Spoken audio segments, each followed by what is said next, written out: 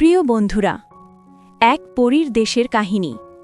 সেই দেশে সবচেয়ে বড় রাজত্ব ছিল আলো ও জাদুতে ঘেরা রহস্য। সেই রাজত্বের সবচেয়ে মূল্যবান সম্পদ ছিল এক সুন্দরী রাজকন্যা, যার নাম ইজাবেলা।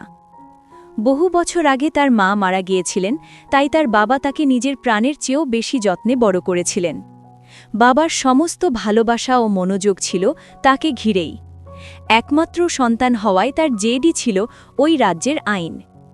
ইজাবেলার ঘরে পৃথিবীর সব দামি ও বিরল জিনিস মজুদ ছিল। তার কাছে ছিল বিশ্বজুড়ে ছড়িয়ে থাকা ধন সম্পদ।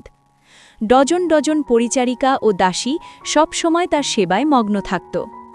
কেউ রেশমি কাপড় নিয়ে দাঁড়িয়ে থাকত, কেউ সোনার চিরুনি দিয়ে চুল আঁচড়ে দিত, আবার কেউ দুধ ও মধুর পেয়ালা নিয়ে হাজির থাকত।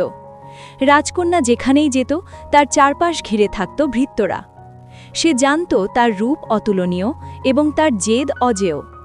এই অহংকারই তাকে ঘোষণা করতে বাধ্য করল যে সে যদি বিয়ে করে তবে তা হবে বিশ্বের সবচেয়ে দামি বিয়ে। রাজা যখন তাকে নরম সুরে বললেন, মা, এখন সময় হয়েছে বিয়ে করে জীবনের নতুন অধ্যায় শুরু করার, তখন ইজাবেলা দম্ভের সাথে জবাব দিল যে সে তখনই বিয়ে করবে যখন তার শর্তগুলো পূরণ করা হবে। রাজা মেয়ের জেদের কাছে হার মানলেন এবং জানতে চাইলেন তার শর্ত কি। ইজাবেলা বলল, তার বিয়ে হতে হবে এমন এক প্রাসাদে যার দেয়াল হবে হীরা ও সোনা দিয়ে তৈরি। রাজা আদেশ দিলেন এবং রাজ্যের কারিগররা পাহাড় খুঁড়ে হীরা বের করতে শুরু করল। নদীর তলদেশ থেকে আনা হলো বিরল সব পাথর। কয়েক মাসের হাড় ভাঙা খাটুনির পর এক ঝলমলে প্রাসাদ তৈরি হল। আলোর নিচে সেই প্রাসাদটি ঝিকমিক করছিল। দেয়ালের হীরাগুলো নক্ষত্রের মতো জ্বলজ্বল করছিল। ছাদ ছিল সোনায় মোড়ানো এবং প্রতিটি ঘর আয়নার মতো চকচক করছিল। ইজাবেলা প্রাসাদটি দেখে ঠোঁটে এক চিলতে অহংকারের হাসি নিয়ে বলল, এই শর্ত পূরণ হয়েছে, কিন্তু দ্বিতীয় শর্ত এখনও বাকি। সে ঘোষণা করল, বিয়ের দিন সারা বিশ্বের সমস্ত অলংকার তার পায়ের কাছে স্তূপ করে রাখতে হবে।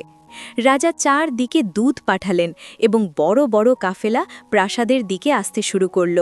সমুদ্রের তলদেশ থেকে আনা হলো দুর্লভ মুক্তা, পাহাড়ের গুহা থেকে এলো ইয়াকুত ও পান্না, লাল নীলম এবং হীরার স্তূপ জমে গেল। প্রাসাদের বিশাল হলঘরটি গহনায় ভরে উঠল।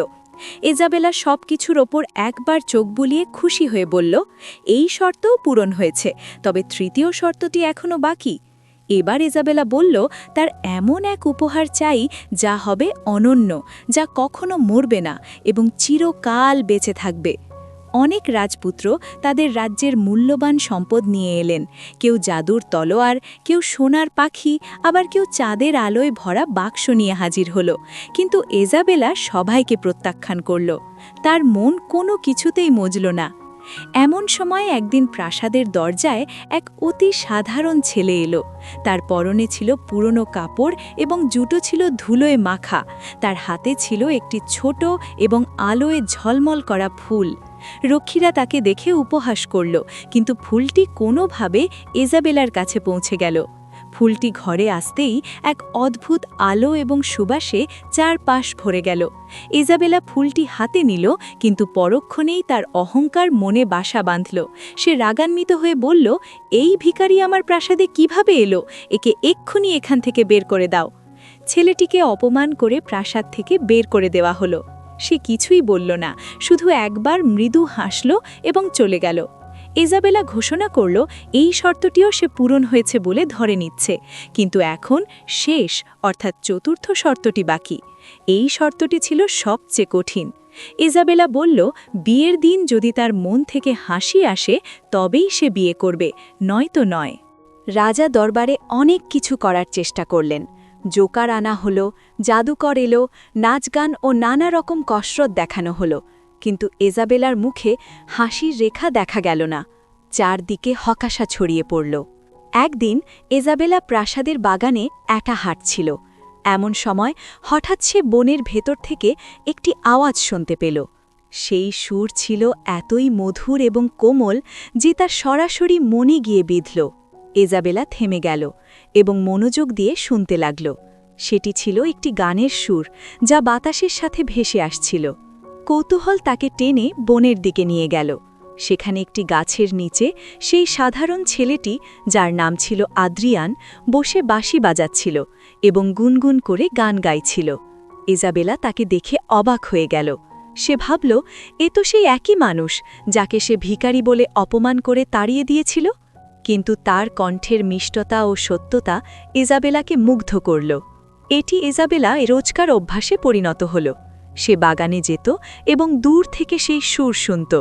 কখনো ছেলেটি বাঁশি বাজাত, আবার কখনো পুরনো কোনো গান গাইত।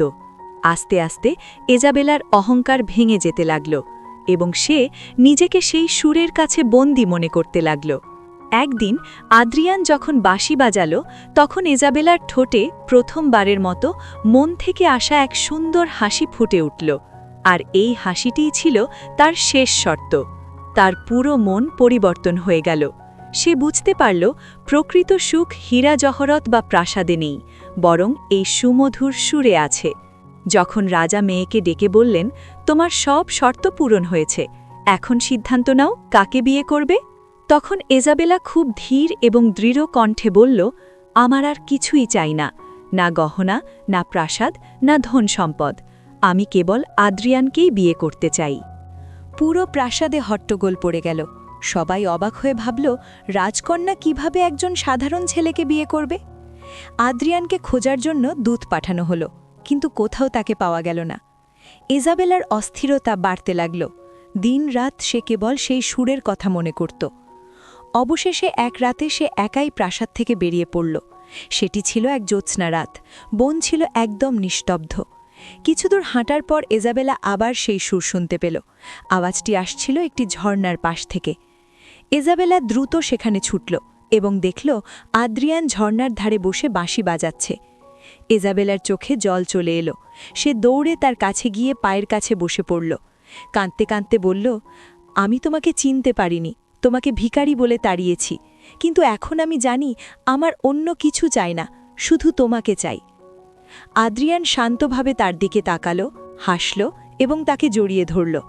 বিয়ের দিন পুরো প্রাসাদ আলোয় ঝলমল করছিল। অতিথিরা অবাক হয়ে ভাবছিল, রাজকন্যা কিভাবে এই সাধারণ ছেলেকে বিয়ে করছে। কিন্তু যখন বিয়ের শোভাযাত্রা পৌঁছল, তখন সবার চোখ কপালে উঠল। সোনালি ঘোড়ার এবং বিশাল এক সৈন্যদলের সাথে আদ্রিয়ান এক রাজপুত্রের বেশে এগিয়ে আসছে। সে সবার সামনে দাঁড়িয়ে বলল যে সে আসলে অন্য এক রাজ্যের রাজপুত্র। সে নিজের পরিচয় লুকিয়ে রেখেছিল কেবল ইজাবেলার মন পরীক্ষার করার জন্য। সে আরও বলল যে আজ এই বিয়েটি বিশ্বের সবচেয়ে দামি বিয়ে, কারণ এর দাম কোনো ধন সম্পদ নয়, বরং এটি সত্যিকারের ভালোবাসা দিয়ে কেনা। এভাবেই তাদের গল্পটি এক সুন্দর পরিণতির দিকে এগিয়ে গেল।